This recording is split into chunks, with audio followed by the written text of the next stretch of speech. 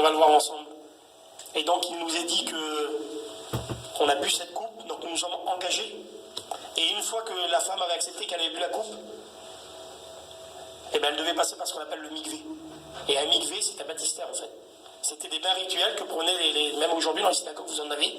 C'est des bains rituels qui prennent avant des cérémonies. Et ben, quand il y avait une alliance de mariage qui était conclue, et ben, la femme devait passer par le mikvé. Et c'est pas ce qu'on a fait, nous, en nous baptisant. En abandonnant notre ancienne vie. Quand on a accepté Jésus, c'est notre conversion. Et quand on s'est plongé dans le mikvé, dans le baptistère, c'est pas tous ces symboles-là. Est-ce que vous comprenez? Et il nous est dit que l'époux devait repartir. Il devait repartir dans la maison de son père et il devait préparer une chambre nuptiale dans la maison du père. C'était souvent un agrandissement qui se faisait dans la maison du père. Et pendant une année, les fiancés étaient séparés. Vous retrouvez ça dans l'histoire de Jésus et Marie. Quand Marie, par le Saint-Esprit, attend l'enfant Jésus, Joseph étant un homme de bien, ne voulant pas la diffamer, il voulait rompre avec elle en secret. Parce qu'un homme ne l'avait pas touché et ça jetait l'opprobre sur elle. Et puis il était fiancé, ils avaient fait cette cérémonie, mais ils ne vivaient pas encore ensemble. Il fallait attendre le deuxième temps. Mais c'était comme s'ils s'étaient mariés, légalement devant les gens. Vous voyez, on retrouve tout ce rite-là. Et donc Jésus-Christ a accompli à la croix, il nous a rachetés, il nous a fait passer par le mikvé, nous avons accepté la ketouba, cette alliance, ce contrat de mariage. Et il est parti auprès du Père. La Bible nous dit, Jean 14, 6, il dit, je m'en vais vous préparer une place. Et quand cela sera fait, je reviendrai vous chercher. Il y a plusieurs demeures dans la maison de mon Père. Si cela ne serait pas, je ne vous l'aurais pas dit. Donc Jésus-Christ, en tant qu'époux, il est parti nous préparer une place. Comme le fiancé allait préparer une place pour sa fiancée. Et on est dans ce temps d'attente où nous devons nous préparer. Et il nous est dit dans Apocalypse chapitre 19, voici l'épouse, elle s'est parée. Elle s'est préparée, et le mot grec, c'est le mot cosméo qui a donné le mot cosmétique. Les femmes connaissent bien ce mot, la cosmétique. C'est ça. Elle est dans le métier. Et donc se préparer, c'est quoi? C'est se faire mal. Est-ce que quand, je m'excuse, mais quand vous êtes fiancé avec quelqu'un, nous on dit fréquenter, c'est comme ça, on fréquente. Chez nous, quand on fréquente une fille, on ne vient pas habiller en haillons, puis la jeune fille, quand elle vient, elle est préparée la plupart du temps. La plupart du temps, parce que des fois ça arrive. Est-ce qu'on va se présenter devant Jésus et l'époux? Est-ce qu'on va venir une femme qui n'est pas préparée, qui ne s'est pas préparée? La Bible dit qu'en tout temps, tes vêtements soient blancs. Est-ce qu'on ne doit pas prendre soin de notre vie? Voir selon la ketouba, selon la parole de Dieu, ce qui nous est dit, comment on doit nous préparer. La Bible dit que tu aimeras le Seigneur ton Dieu de tout ton cœur, de toute ton âme, de toute ta force. Celui qui a quitté son père, sa mère, ses parents, il l'a fait pour moi. Pierre a dit, nous avons tout quitté. Oui, c'est vrai, on doit tout quitter dans le sens où on ne va pas se séparer de notre famille. Mais tout est pour l'évangile, tout est pour Jésus-Christ. Nous faisons partie de l'épouse de Christ. Alors il y a l'église visible, il y a l'église invisible. Il y a plein de monde dans l'église visible. Mais l'église invisible, la véritable épouse, c'est une minorité. Et ce matin, moi, je fais partie de la minorité. Je veux me préparer, même si ça me coûte. Ça va me coûter parce que la Bible me dit des fois de me séparer de certaines personnes. Elle dit de tendre la main, elle dit d'aimer les gens, mais elle dit de dire la vérité. La Bible dit dans certains passages, elle dit ôtez le méchant du milieu de vous. Et oui, il y a des moments où il y aura des sanctions à prendre, parce qu'il y a des sanctions disciplinaires dans l'église, où il y a certaines chrétiennes qui voudront vivre une vie de patachon, qui voudront vivre une vie comme, je m'excuse, comme des clowns, et la Bible en parle. Ils voudront vivre une vie dissolue, une vie qui n'est pas conforme à la parole de Dieu, une vie qui va jeter l'opprobre sur l'église de Dieu. Et il y a un moment donné où la parole de Dieu va dire non, stop. Stop, tu veux vivre dans le péché, tu veux vivre comme tu veux, et puis tu veux rentrer au ciel. Ça ne marchera jamais de la vie. Ça ne marchera jamais de la vie. Si l'église demain nous dit de sauter sur un pied, elle ne nous le dit pas, mais si elle nous le dirait, on voudrait marcher conformément à la parole de Dieu. Le maître va revenir. L'époux va venir. Et quand il revenait dans le mariage oriental, souvent ça se passait la nuit. Et il y avait des crieurs, quand ils voyaient les flambeaux allumés, quand l'époux allait chercher la femme où elle était, ça criait, il y avait des cris. Les crieurs étaient payés pour ça, ils disaient voici l'époux. Et là le cortège s'agrandissait, et l'époux ne rentrait pas dans la chambre, mais l'épouse sortait de la chambre, et elle allait à la rencontre de son époux. Et c'est exactement les versets qui est marqué ici. Vous voyez, car le Seigneur lui-même a un signal donné à la voix de l'archange et au son de la trompette de Dieu, descendra du ciel, et les morts en Christ ressusciteront premièrement. 1 Thessaloniciens 4, verset 16.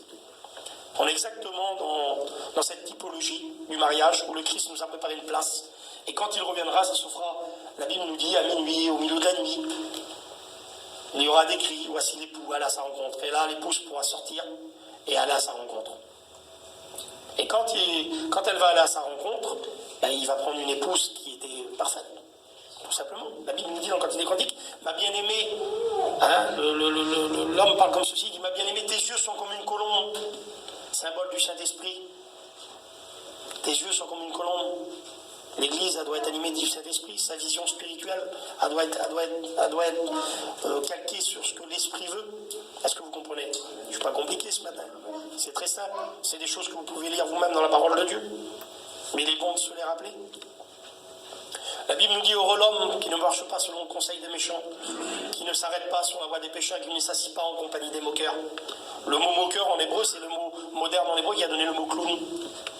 Ben, il y a des gens, des fois dans les assemblées, s'assoient avec des gens qui se disent frères, et l'apôtre Paul dira, ben, si un frère, si des gens se disent frères, et qui vivent comme ceci, comme cela, cupides, qui vivent dans la pornéia, qui vivent comme ceci, eh bien il dit, ne les saluez pas, ne mangez pas avec eux. C'est l'apôtre Paul qui le dit, c'est pas moi. Et là, le psaume 1er nous dit, ben, heureux l'homme qui ne marche pas selon le conseil des méchants, les mauvaises compagnies corrompent les bonnes mœurs, qui ne s'arrête pas sur la voie des pécheurs, qui ne s'assit pas en compagnie des moqueurs, en compagnie des clowns. C'est pas édifiant. Alors, on ne va pas sortir du monde. La Bible dit qu'il faut côtoyer tout le monde. La Bible nous enseigne que nous sommes dans le monde, mais on ne fait plus partie du monde.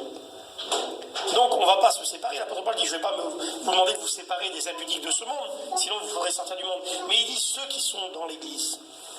Moi, il y a certaines églises que je ne vais plus fréquenter. Parce qu'on accepte tout. Parce que même les dirigeants vivent dans l'adultère. Et est-ce que vous croyez que c'est bien séant à l'église de Dieu?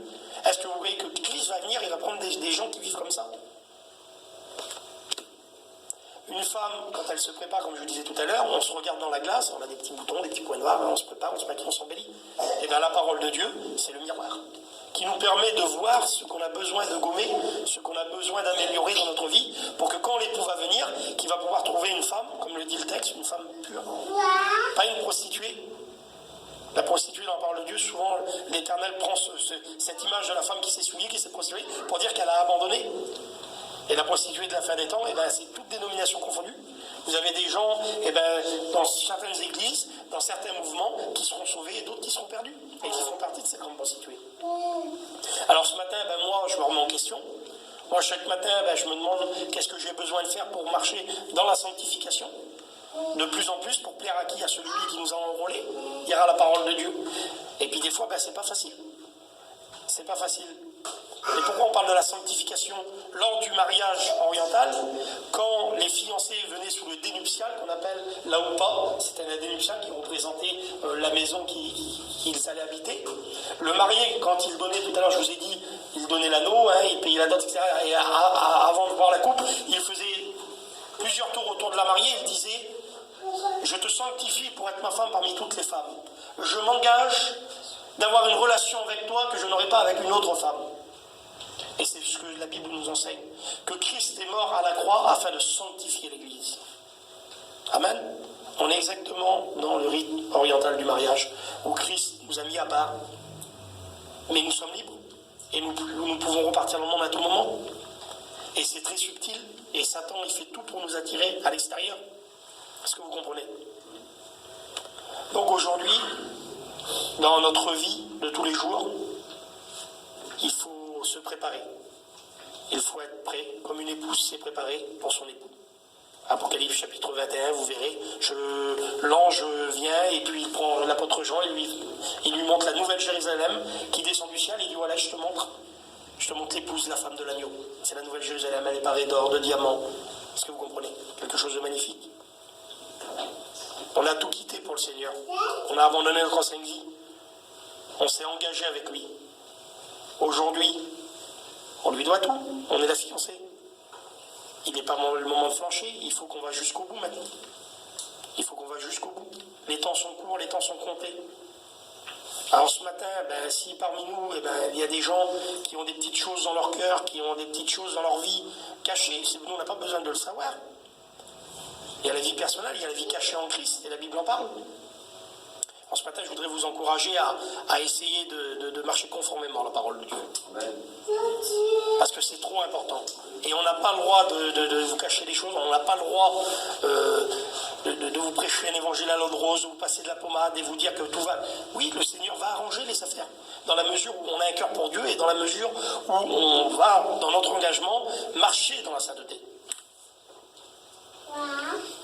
On aime des fois, notre chair aime les choses du monde. Hein, normalement, quand on est chez soi, comme moi j'ai appelé ma femme, le jour où je voulais aller la chercher, je l'ai appelée, je lui ai téléphoné, je lui ai dit je viens de prendre tel jour. Elle me dit oui, mais là ça m'embête un petit peu parce qu'elle dit j'ai un problème, mes parents, ça va pas bien dans le foyer, tout ça, j'ai raccroché. Bah oui. Et puis 2 minutes après, j'ai rappelé, bah oui, j'étais amoureux. Donc j'ai rappelé, elle avait réfléchi, elle a dit oui, c'est vrai, t'es mon fiancé, tu dois passer avant le foyer de mes parents. Est-ce que vous comprenez? Et c'est comme ça. C'est Dieu avant toute chose. Plus on va aimer les choses de Dieu, plus on va aimer Dieu, plus on va aimer notre femme, plus on va aimer nos enfants. Et la Bible nous enseigne, ça, celui qui met la main à la charrue regarde en arrière n'est pas pour le royaume des cieux. Donc Dieu ne nous demande pas de plus aimer nos enfants, non, on va les aimer. Mais si aujourd'hui j'ai un choix à faire entre une direction pour faire plaisir à ma fille là-bas parce qu'il y a de la compagnie ou une direction dans l'œuvre de Dieu, eh bien il faut choisir l'œuvre de Dieu. Si je voudrais plaire aux hommes, je ne prêcherai plus l'évangile. C'est l'apôtre Paul qui dira ces mots. Amen. Donc aujourd'hui, moi qui ce matin essaie de vous prêcher la parole de Dieu, vous avez vu avec mes petits moyens, j'essaie de vous faire comprendre certaines choses. Et le désir de mon cœur, c'est qu'on soit une église en bonne santé. Amen. Moi, d'être 300 membres, 400 membres, c'est bien. Si Dieu nous les confie, il n'y a pas de problème. Puis on aura besoin d'un coup de main. On pas deux, on ne pourra jamais s'occuper de 300-400 membres. Mais aujourd'hui, nous qui sommes là, je veux qu'il n'y ait aucun de vous qui se perde. Et je ne suis pas en train de vous dire que vous vivez dans le péché, vous allez vous perdre. Mais la vie chrétienne, c'est un cheminement. On est là, on est tous ensemble, on est tous dans le même bateau. Et puis, si quelqu'un s'approche un peu du bord et qu'il risque de tomber, on va l'avertir. Attention, tu peux tomber sur le côté. Donc par la parole de Dieu, par la mémorisation des textes, par ce que l'on fait, là, les agapes, les jeûnes, etc., tout ça, ça sert à ce que nous soyons en bonne santé ensemble. Amen. D'accord? C'est tout simplement. Et le jour où vous verrez que si moi ou Christophe on dévie et qu'on fait partie de la grande prostituée, la Bible dit, sortez du milieu d'elle, mon peuple. On n'aura pas à vous courir après. Est-ce que vous comprenez? Non, la Bible enseigne les dirigeants à ôter le méchant du milieu de soi, mais la Bible enseigne aussi le chrétien à sortir de la grande prostituée quand on se rend compte que c'est vraiment la grande prostituée. Est-ce que vous comprenez ce que je veux dire? Donc aujourd'hui, on est tous là ensemble. La Bible dit exhortez-vous les uns les autres, enseignez-vous les uns les autres, et c'est ce qu'on fait. C'est ce qu'on fait tous ensemble. Même si nous, aujourd'hui, on a une charge, comme il a dit tout à l'heure, c'est votre église, c'est notre église. Si nous, on a une charge parce qu'on essaie de conduire le petit troupeau sans être des dictateurs. Et moi, je vois plein de souffrances dans plein de foyers. Et je vois plein de choses qui ne vont pas. Et puis, des fois, on est peut-être maladroit, et puis on essaie de le dire gentiment, on essaie de trouver les mots. Et on prie le Seigneur, on souffre pour l'église. Parce que, regardez, il y en a qui sont absents aujourd'hui parce qu'ils sont malades, il y en a qui ont des problèmes, mais il y en a d'autres qui ne reviennent pas.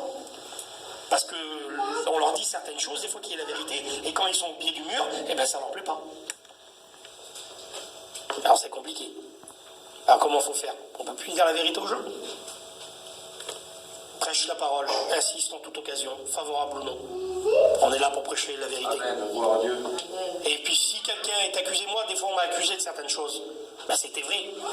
On n'a pas de force contre la vérité, on en a que pour la vérité. Mais des fois on m'a dit des choses qui n'étaient pas vraies. Ben quand c'est pas vrai, ça me glisse dessus. Si c'est pas vrai. Mais quand c'est vrai que ça me touche, c'est pas le fait que l'autre l'a dit. Si je reçois une facture, moi des fois puis j'ai pas d'argent, eh ben je vais pas taper sur le postier. Le facteur, lui, il est venu m'apporter la lettre, c'est qu'un messager. C'est celui qui m'a envoyé la lettre, à qui je devrais lui en vouloir. Est-ce que vous comprenez? Ce matin, ce que je vous explique, ce sont des versets de la parole de Dieu. Et puis si des fois il y a des petites choses qui gênent les gens, ben c'est pas à moi qu'il faut dire quelque chose. C'est à lui. Ben oui. Si la parole de Dieu, des fois, elle est un marteau qui brise le roc, c'est parce qu'elle doit être un marteau qui brise le roc. La Bible nous dit que c'est quoi? C'est un pain. Ben, c'est bon un pain. Mais elle nous dit aussi que c'est une épée. Puis c'est une épée à double tranchant. Il y en a qui ne savent pas la manier. Puis une épée à double tranchant, quand vous savez la manier, ben, ça fait du dégât. Mais quand vous ne savez pas la manier, ça fait encore beaucoup plus de dégâts. Ah oui, parce que vous pouvez vous blesser aussi. Et il y en a qui prennent des textes et qui tordent le sens des Écritures parce qu'ils veulent vivre une vie dissolue et parce qu'ils ne veulent pas se conformer à la parole de Dieu.